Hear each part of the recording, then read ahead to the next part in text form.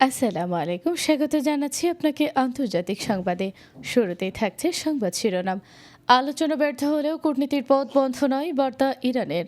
এবারই বিস্তারিত। পাকিস্তানের রাজধানী ইসলামাবাদে দীর্ঘ আলোচনার পরও কোনো আনুষ্ঠানিক চুক্তি হয়নি। তবে এর মধ্যেই গুরুত্বপূর্ণ বার্তা দিয়েছে ইরান, কূটনীতির পথ এখনও খোলা রয়েছে।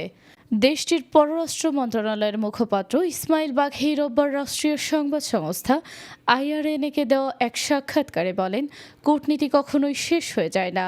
তার এই বক্তব্য এমন এক সময় এসেছে যখন ইসলামাবাদে প্রায় ২১ ঘন্টার ম্যারাথন বৈঠকের পর মার্কিন প্রতিনিধি দল ইউনাইটেড স্টেটস ফিরে যাওয়ায় আলোচনার ভবিষ্যৎ নিয়ে নানা জল্পনা তৈরি হয়েছে।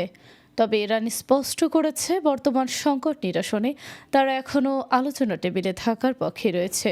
ইসমাইল বাঘেই বলেন, কূটনৈতিক প্রক্রিয়া মূলত একটি রাষ্ট্রের জাতীয় স্বার্থ রক্ষার অন্যতম গুরুত্বপূর্ণ হাতিয়ার।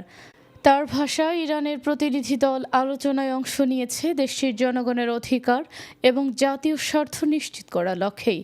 যদিও এই আলোচনায় কোনো আনুষ্ঠানিক সমঝোতা স্মারক স্বাক্ষরিত হয়নি, তবুও তেহরানের মতে এই আলোচনার মাধ্যমে নিজেদের অবস্থান আন্তর্জাতিক মহলের সামনে স্পষ্টভাবে তুলে ধরতে পেরেছে তারা।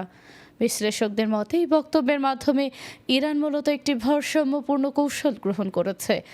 একদিকে তারা যুক্তরাষ্ট্রের কিছু প্রস্তাবকে অযৌক্তিক হিসেবে উল্লেখ করেছে, অন্যদিকে আলোচনার দরজা খোলা রাখছে।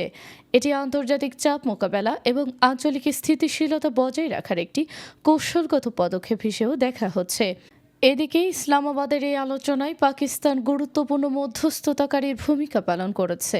ইরান জানিয়েছে, প্রতিবেশী দেশগুলোর সঙ্গে পারস্পরিক পরামর্শ ও আলোচনার প্রক্রিয়া অব্যাহত থাকবে।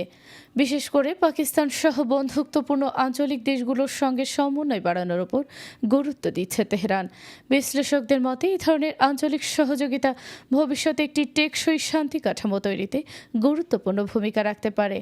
অন্যদিকে যুক্তরাষ্ট্রের পক্ষ থেকেও আলোচনায় কঠোর অবস্থানের ইঙ্গিত পাওয়া গেছে। মার্কিন ভাইস প্রেসিডেন্ট জেডি ভ্যান্স আলোচনার সময় ইরানের সামনে একটি শেষ প্রস্তাব তুলে ধরেছেন বলে বিভিন্ন আন্তর্জাতিক প্রতিবেদনে উল্লেখ করা হয়েছে।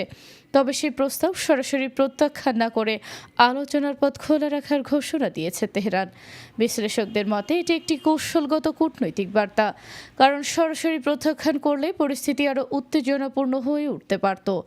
এই অবস্থায় ইরান সংলাপ চালিয়ে যাওয়ার মাধ্যমে আন্তর্জাতিক সম্প্রদায়ের কাছে একটি দায়িত্বশীল অবস্থান তুলে ধরার চেষ্টা করছে। এদিকে আন্তর্জাতিক সংবাদ মাধ্যম আল জাজিরা জানিয়েছে, ইসলামাবাদের এই আলোচনার পরবর্তী ধাপ এখন আঞ্চলিক পর্যায়ের কূটনৈতিক যোগাযোগের উপর নির্ভর করছে। বিশেষজ্ঞরা মনে করছেন, প্রতিবেশী দেশগুলোর সঙ্গে ইরানের এই পরামর্শমূলক আচরণ ভবিষ্যতে মধ্যপ্রাচ্যে চলমান সংকটের গতিপথ পরিবর্তন করতে পারে। সব মিলিয়ে বলা যায়, আনুষ্ঠানিক চুক্তি না হলেও ইসলামাবাদের আলোচনার মাধ্যমে একটি গুরুত্বপূর্ণ বার্তা স্পষ্ট হয়েছে। সংঘাতের মাঝেও কূটনীতির দরজা এখনও পুরোপুরি বন্ধ হয়নি।